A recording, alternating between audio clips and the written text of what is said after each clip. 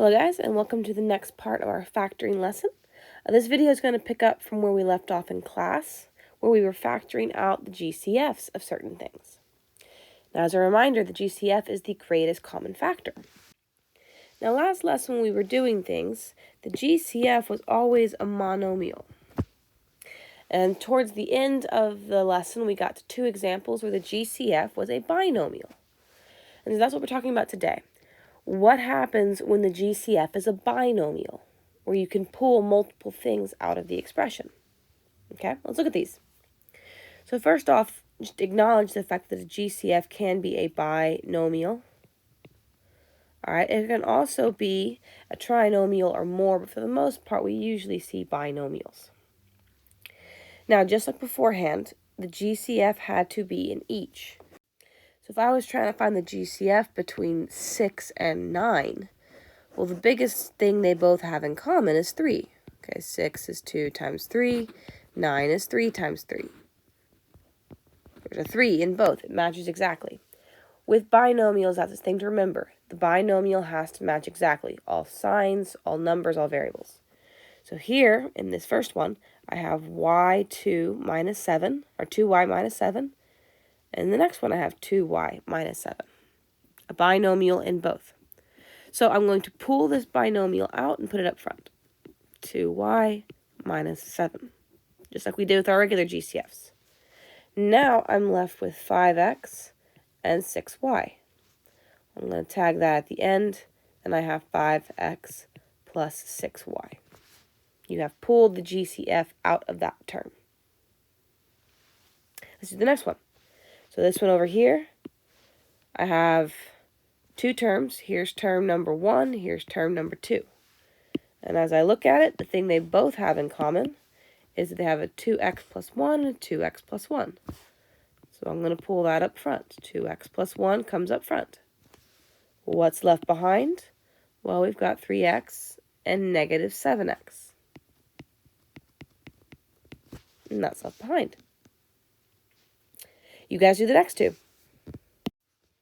How'd you do? Now, for letter B, it's important to realize that even though the term is behind the GCF, it's still fine. Okay? This is the exact same thing as saying, let's go with x3 minus 5, or x5. Here, I'll change variables. We already used x's. This is the exact same thing as saying z3 minus z5. Now, we don't normally put the variable first, but it's still the thing where you have a variable in both terms, so you can pull that variable out. It's the exact same logic. Whenever you have something in both terms that match exactly, you can pull that out. Now, all this to say, there is a separate, we factored by GCF. The next level of factoring is factoring by grouping. Now, factoring by grouping normally happens when we have at least 4 terms in the polynomial. And that makes this unique. We normally don't have 4 terms, so if ever you see 4 terms, it's a good indication you're doing grouping. Now, when you're doing grouping, you want to group them so that common terms are next to each other. In this case, A's are next to the A's and B's next to the B's. Then you factor the GCF out of both, and it's the exact same thing we just did for those last 4 problems. Now, when you're doing this, keep in mind you want to order the terms and group the terms from left to right. Okay? Or left and right. You're taking them out of both. And then you factor out the binomial if and only if the GCF matches in both terms. And it has to match. If it doesn't match, it's not going to work. Let's do some problems. All right, here we go. So with these first 2 problems, I want to make sure, first and foremost, I have them grouped properly so that like terms are next to each other. So in this first set, I see that I have 15xy plus 10y. Okay, well, the y is going to be your indication. I want those next to each other. And then over here, I have a singular x and something by itself. And that's okay. But I have my y's together, And then I have my two, let's call them oddballs. They're next to each other as well. So now I'm going to cut this in half. First two terms on the left, back two terms on the right. And I'm going to pull out a GCF. So this first bit has a 5 and a y in common. So I'm going to pull out a 5y. And what's left behind is 3x plus 2. If you're confused as to how I got there, if we do a quick table, okay, 15 has a 3 and a 5. 10 has a 2 and a 5. The 5 is the GCF from both of those terms. The 3 and the 2 are left behind. And now we go to the back of the problem. Now, on the left of the problem, I have a negative 18x minus a 12. So I see that there's a negative 6 in both of these. So I'm going to pull out a negative 6. And what's left behind is 3x minus 2. Plus 2, because we pulled out that negative. Whenever you pull out a negative, make sure you change signs. And if ever you forget, a good way to help is that these binomials should match exactly. So as I was talking to you and said minus 2, I noticed, hey, I'm supposed to have a plus 2. And that's what reminds you to pull out the negative sign as well. So they match exactly, and I can pull my binomial up front. And my 5y minus 6 is left behind. Always make sure to keep your signs. All right, let's do the next one. I'm going to divide the problem in half. Do a quick check to make sure like terms are next to each other. Okay, this is x squared. This is an x. And this is x by itself and y by itself. So that works. Now I'm going to look at the front of the problem. I have a 3x in both. So I'm going to pull out 3x. And now what's left behind is 2x plus y. And then I'm going to go to the back of the problem. There's not much here. So since I can't pull anything out of this one, I can always pull out a 1. Because 1 is anything by itself. So I pulled out a 1. And what's left behind is 2x plus y. Now, the other indication that made me realize it's going to be pull out a 1 is because this matches this exactly. So I don't want to change that. I want to leave it there. But we have to put a placeholder there to secure that spot. And that's what the 1 is for. The 1 is there to secure that spot. So now since these match exactly, I'm going to pull it up front. 2x plus y. And then 3x plus 1 is left behind. There you have it. You guys go ahead and do the next 4. The video is going to pause. When it plays again, you'll see the answer. Good luck. How'd you do? Now, I want to draw your attention to letter D. In the second problem we did together, we pulled out a 1. That way it was a placeholder. In this problem, notice how our signs are different. We have a negative 6b and a positive 7, and I want a positive 6b and a negative 7. Remember, if ever you want to change the signs, you can pull out a negative 1, and that'll change all the signs for the rest of the problem. Now, in all of these problems, the terms were already ordered. They were grouped nicely. Like terms were already next to each other. So if the binomials don't match, you can just rearrange things. Now, a good strategy on this front is to move the second term to the end.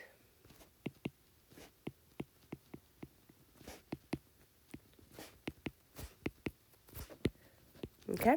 Because there's a lot of different ways you can get a GCF. So by moving that second term to the end, you effectively rearrange the whole polynomial. So here we go. Look at this one. And notice how in my first grouping, there's nothing that goes with 12a squared minus 7b. And there's nothing really that well, you got an a in that last bit, but it's not very helpful. So I'm going to rearrange some things. I'm going to move negative 7b to the back. So now I have 12a squared plus 3ab minus 28a minus 7b. Already I'm liking this. My numbers in the first term, 12 and 3, those have a GCF in them. My numbers in the back term, 28 and -7, those have a GCF. So I'm going to cut this in half, and I'm going to factor out my GCFs. In the first two terms, I have a 3b, or 3a in both, which is going to leave behind a 4a plus b. And in my back two terms, I have a -7 in common. So I'm going to pull out a -7, which will leave me a 4a plus b on the back end. My binomials match, so I have 4a plus b times 3a, whoops, forgot the a over there, minus 7. There should be an a up front. So, there you go. Do it again. And this one, I notice that nothing, these back ones, nothing comes out of that effectively. So I'm going to rearrange things so that I have better like terms in the numbers. Move my -20 to the back. I have 6xy plus 8x minus 15y minus 20. Cut it in half. In my first two terms, I have 2 x's. So then we're going to have 2 and an x. 3y is plus 4 is left behind. And then my back one, I'm going to pull out a -5. -5 comes out, and I have 3y plus 4 in the back. Binomials match.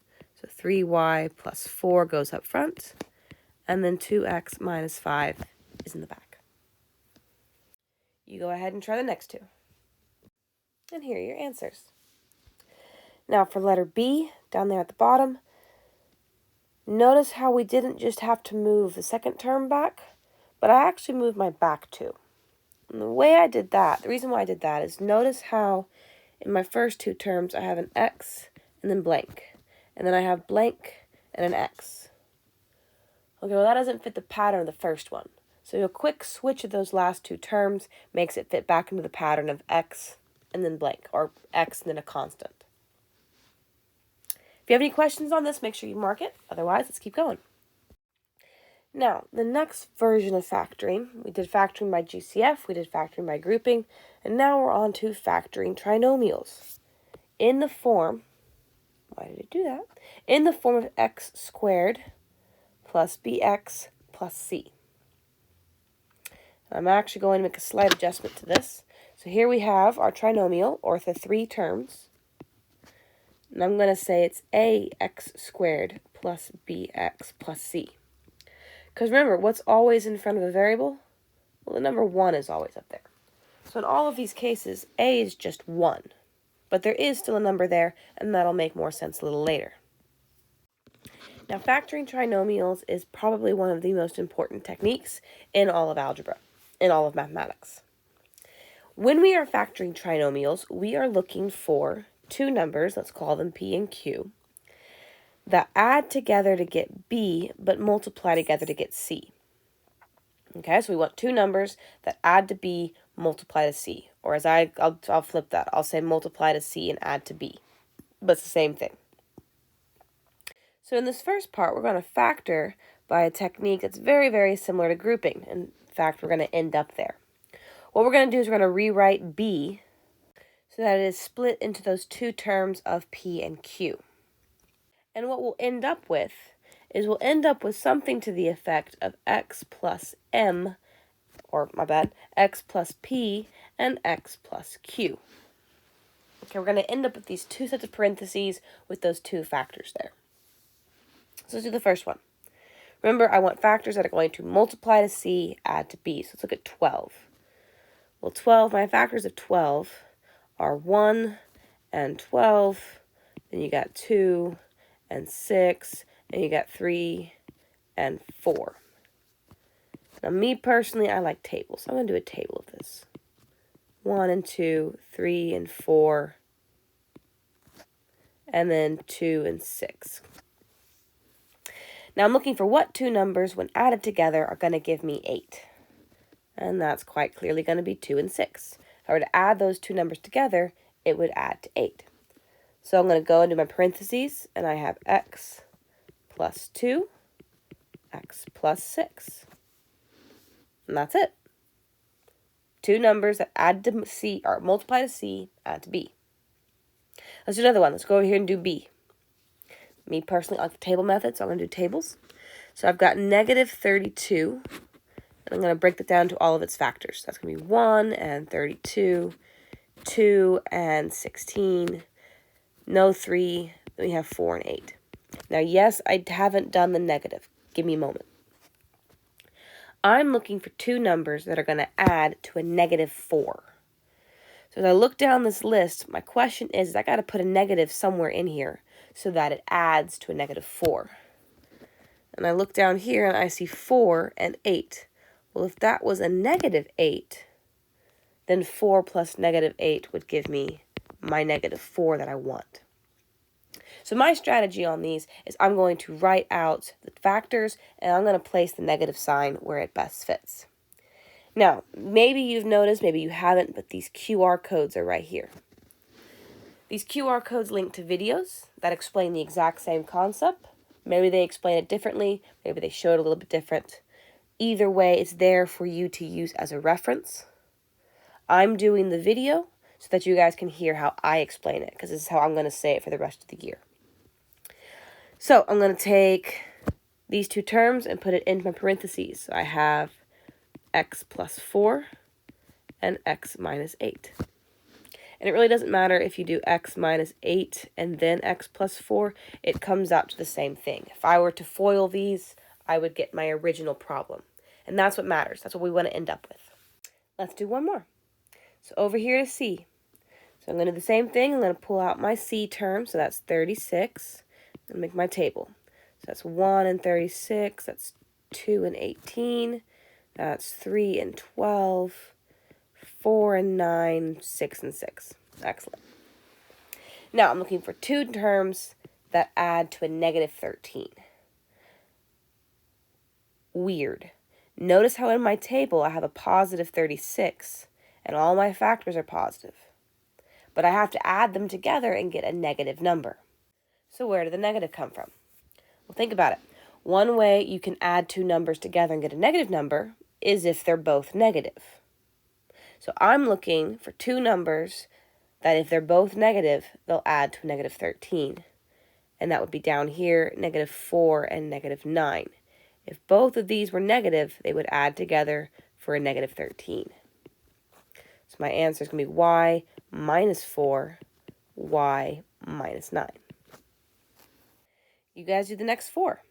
Now for F and G, I'll give you a hint. Try to pull out a GCF out of all three terms before you factor, and that'll help things out. Good luck. All right, I'm going to show you F, and then we'll do G together. Now look at what happened with F. Notice that all three terms have a GCF of 3. Before you do anything else, you're going to pull out that GCF. That's always your first step. Pull out the GCF. And that left me with the trinomial of x squared minus 9x plus 14. Fabulous. This is where you do your factoring rule. Okay? I started looking for two numbers that multiplied to 14 and then added to negative 9. And that's what you see down there at the bottom. Now notice my GCF of 3 tagged along. It stays out front. Don't get rid of it.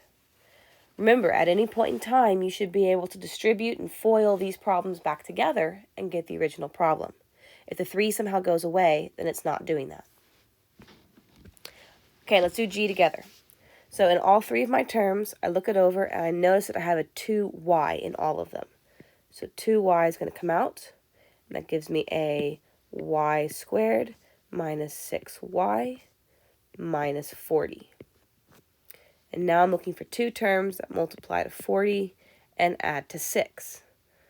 Okay, well I know it's not 1 and 40. So let's go with 2 and 20, not quite. Let's go 4 and 10.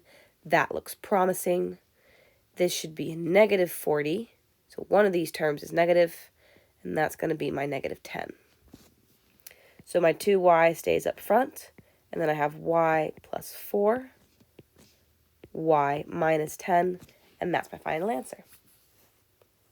If you have any questions, make sure you put a star by it. Otherwise, let's keep going. Now on this page, we're just going to practice. So I will pause the video in a little bit, and when it plays again, you'll see all the answers. But what I want to talk about this page in particular is the QR codes. Now, in both QR codes, there we go. Why wasn't it right beforehand? In both QR codes, they're just going to re-explain the problem and re-explain the strategies. And if the way I've been explaining it has been fine and good and you understand it, then you don't have to watch it. You can just keep going. If you'd like another view on it, or especially with this one, it uses what I call what is called the X box method.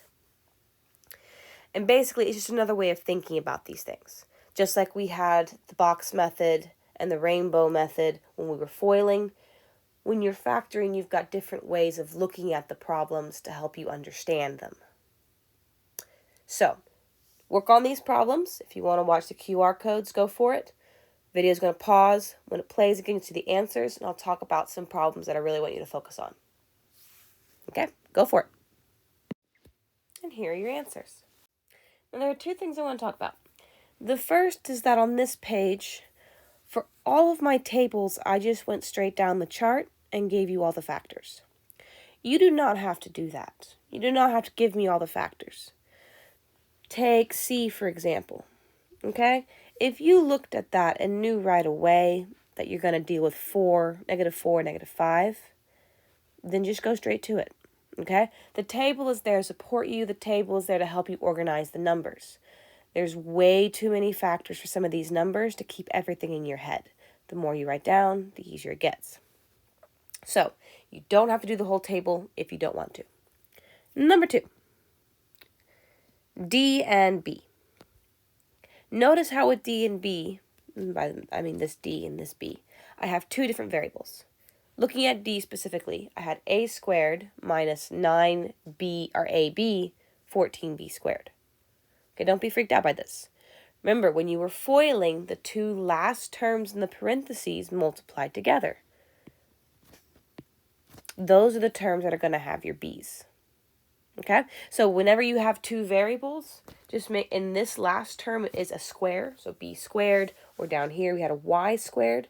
Just make sure the last two terms in the parentheses are that have that second variable.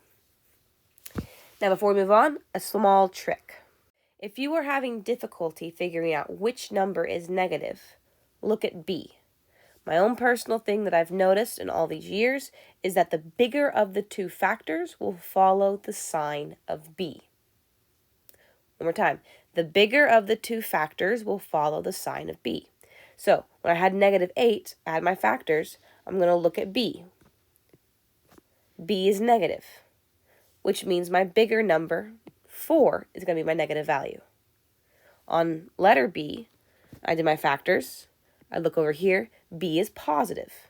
So my bigger value is going to be positive, and my smaller factor is going to be negative. If that helps you, fabulous. If not, don't worry about it. It's just a mental trick that I thought of and have been using for a while. If you have any questions on these, make sure you mark it. Otherwise, let's keep going to the next page. Now I'm going to skip past those top two. You can do those top two if you want to keep practicing and just have a few more factoring problems. But I'm going to move on to this concept of prime. So not all of your trinomials are going to factor nicely. Some won't factor at all. If it's not factorable, it's called prime. And for an example, we have x squared plus 2x plus 6. If I were to pull 6 off to the side and have 1 and 6, 2 and 3, okay, that's all my factors. None of those are going to add together to get 2. It's just not going to work. 1 plus 6 is 7, 2 plus 3 is 5. Neither of those is 2. It's just not happening. In this case, the trinomial is called prime, or non-factorable, but we like the word prime. So if ever you come across a trinomial that cannot be factored, then you're going to call it prime. All right, moving on. Next, we mentioned this earlier. There was an example that had this earlier, but sometimes you have trinomials and there's a GCF inside. Always look for a GCF first. Always try to factor a GCF out first. Okay, sometimes you have a scary problem, but then you factor a GCF out and it's completely manageable. So always, always, always look for a GCF first. Let's do this first one. So this first one, I look across my numbers. All the numbers have a 7 in common, so I'm going to pull 7 out. Now, I'm not going to get rid of the 7. It's just going to hang out front. It's just chilling. Once you pull out the GCF, then you factor the inside terms. So I have negative 10 off to the side. That's 1 and 10, 2 and 5. My bigger number is positive, so that means my smaller value is going to be negative. Keep the GCF out front, so x minus 2, x plus 5. This is your answer. You have to have that GCF out up front so that the answer is correct. Okay, let's look at B. Now, we got a lot going on in B. Don't be scared by it. Numbers first. 4. Both of these back numbers are divisible by 4, so 4 is a GCF. Next, I look for a variable. Let's check out x's first. Okay, I have an x to the 4th, an x to the 3rd, and an x squared. My smallest x variable is x squared, so I'm going to pull out an x squared. Okay, the others can afford it. Next, let's look at the y's. I have a regular y, a y squared, and y cubed. I'm going to pull out the smallest value of y. Now let's see what's left behind. If I take out the 4x squared and the y, I'm going to have x squared up front. In my middle, I'm going to have 12x, y, and then on the end, I'm going to have 20y squared. And I can factor this now.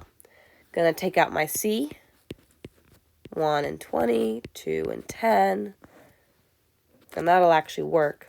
So 2 and 10 is my answer, or it's the ones I need. Keep the GCF out front, and then you have x plus 2y, and then x plus 10y. Make sure to keep the y on the back term. That way when it multiplies together, it gets 20y squared. Okay? You try the bottom two. And here are your answers. If you have any questions, let me know. Let's move on. All right, now we come to our last concept of the video, solving. Solving by factoring. Because what else is there to do in this class but figure out what x is? Now, when we are solving, a couple of things. I'll let you read all of that on your own time. I'm going to explain some of the highlights. When we are solving, we need it to be equal to 0. If there's no equal sign, you can't solve, okay? So the entire trinomial needs to be equal to 0. That way we can solve. These are called quadratic equations. Now, when you're solving, you're going to use what's called the zero product rule. Now, what this means is if you have two numbers that are being multiplied together and they equal 0, then you've got two options. Either A is equal to 0 or B is equal to 0. Or a lesser known third option is both of them are equal to 0 because 0 times 0 is 0. Now notice how when we are solving this, we set the entire expression equal to 0. What we're going to end up with is an expression that looks like x plus m, just to make stuff up, x plus n is equal to 0. Okay, this is a factored expression equal to 0. Well, notice I have two things that are being multiplied to each other, and they equal 0. So to solve, what you're going to do is to set each variable piece equal to 0, and then you solve for x. Another way to think about this is you set each factor equal to 0, and then solve for x. So let's practice. Here, they're already very nice to us. The factors are already factored. So all we need to do is set them equal to 0. So in this first case, I have 5x minus 1 is equal to 0. And then I have 2x plus 5 is equal to 0. And now I solve for x. Add 1 to both sides. 5x is equal to 1. X is equal to 1/5. Be nice to fractions, leave them alone. Okay? On this side, subtract 5 from both sides. 2x is equal to a negative 5. Divide by 2, divide by 2. x is equal to a negative 5/2. Again, be nice to fractions. And these end up being your two answers. And it's that simple. You said each of the factors equal to 0, solve for x. Now let's look at b. b does a weird thing. Notice how b has a GCF hanging out up front. Notice how this GCF has a variable attached to it. That's important. Okay? Each factor gets set equal to 0, but it really only matters if there's a variable in that factor. So since this one has a variable, I'm going to use it. So I have 2x is equal to 0. I have x minus 6 is equal to 0. And I have 2x plus 3 is equal to 0. Solve for x. Well, x is 0 here. Add 6 to both sides. X is equal to 6. Minus 3. So 2x is equal to a negative 3. Divided by 2. X is equal to a negative 3/2. Now, sometimes listing out all three answers is a lot, so we can always put them together in a list. So negative 3/2 first, since that's our smallest number, 0, and 6. That's our answer. You guys do this next two. And here are your answers. Now, the nice thing about these problems is they are already factored for you. But you guys should know me by now. I'm not just going to give you the easy ones. We now have to factor the expression first. All right, so we've learned 3 techniques so far. We've learned GCF, we've learned grouping, and we've learned trinomials. I'm going to walk you through a problem of each, and a problem or two of each, and then you're going to do the next one. Again, the QR codes are there if you want extra assistance, but I'm going to explain the first 2, and then you're going to solve the next 2. That's going to be the pattern for the next couple problems. Let's get started. So on this one, I look at my problem. I know it's already equal to 0. Excellent. Job half done. Because remember, in order to solve, the trinomial, or in this case the binomial, needs to be equal to 0. Now look at my terms. I notice they both have an x in that, so I'm going to pull out an x. And then I have x times x plus 4 is equal to 0. That is fully factored. So I have x is equal to 0, x plus 4 is equal to 0. My two answers are going to be x is equal to 0 and negative 4. In case you're curious where the negative 4 came from. Let's go to the next one. Now on this one, I'm probably going to pull out, there looks to be a 7 in both terms, and an x. So I'm going to pull out a 7x. That gives me a 2x minus 5 left behind, equal to 0. Set each piece equal to 0. 7x, 2x minus 5. X is equal to 0. Plus 5 plus 5. 2x is equal to 5. Which means x is equal to 5/2. Leave it as a fraction. I know y'all don't like fraction. Trust me, it's easier. Leave it alone. All right, you guys do the next 2. And there are your answers. Okay, let's keep going. Now, we're actually not going to do any grouping because sometimes those problems get a little weird. And plus, it's sometimes a strategy for solving trinomials. So let's go ahead and let's do trinomials. Now again, you're going to factor the trinomial normally. So we're looking for 2 numbers that multiply to c, add to b. I'm going to do a and c with you guys. You'll do d and b on your own. So here we have 8. I'm going to split this up. 2 factors that multiply to 8, add to 6. That's got to be 2 and 4. So now I go to my parentheses. X plus 2, x plus 4, both equal to 0. And then set them equal to 0. And now we solve. X is going to be equal to 2. X is equal to a negative 2 and a negative 4. Because you subtract those numbers to the other side of the equal sign. Do the next one. We have 15. I want 2 numbers that multiply to 15, add to a negative 8. That's got to be negative 3 and negative 5. So I have x minus 3, x minus 5 is equal to 0. X minus 3 is equal to 0. X minus 5 is equal to 0. X has got to be equal to 3 and to 5. There you go. You guys do the next two. And there are your answers. Let's keep going. Now, those first two are just more of the same. They're very similar to the ones we did last page, so I'm going to skip those for now. And let's go on to this new one. Now, in this new one, notice how in both A and B, we have something we haven't seen before. What is that, you ask? The first term is negative. Now, the first term can be negative all at once, except for the fact that it's not very easy to factor that. It can be done, it's just not easy. So, the way to make our life easier is to, of course, just take out the negative. And so that's what we're going to do. So, I'm going to factor out a negative 1 from both of these expressions, and then factor from there. So, I'm going to pull a negative 1 out front, or since we are solving, you can just divide. But I'm going to pull it out for right now so you can see what's going on. Now, whenever you pull out a negative, remember all signs inside change.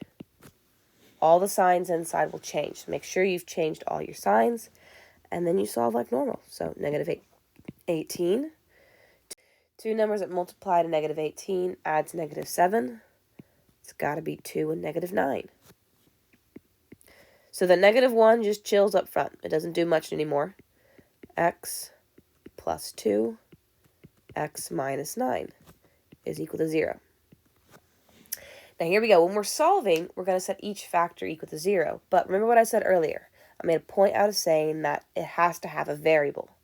If it doesn't have a variable, there's no point. That negative 1 does not have a variable. So there's no point in setting it equal to 0. You can't solve for something that isn't there. There's no x. We can't solve for it.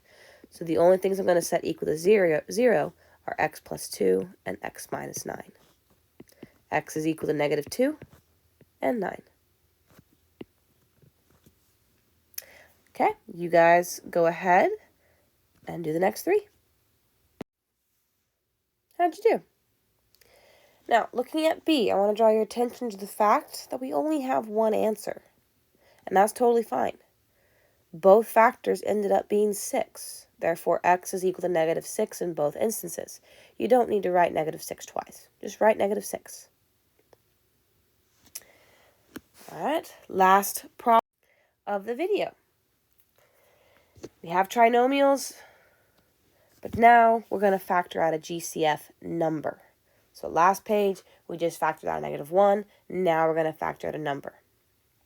A good indication that you have a GCF is if ever A is not 1.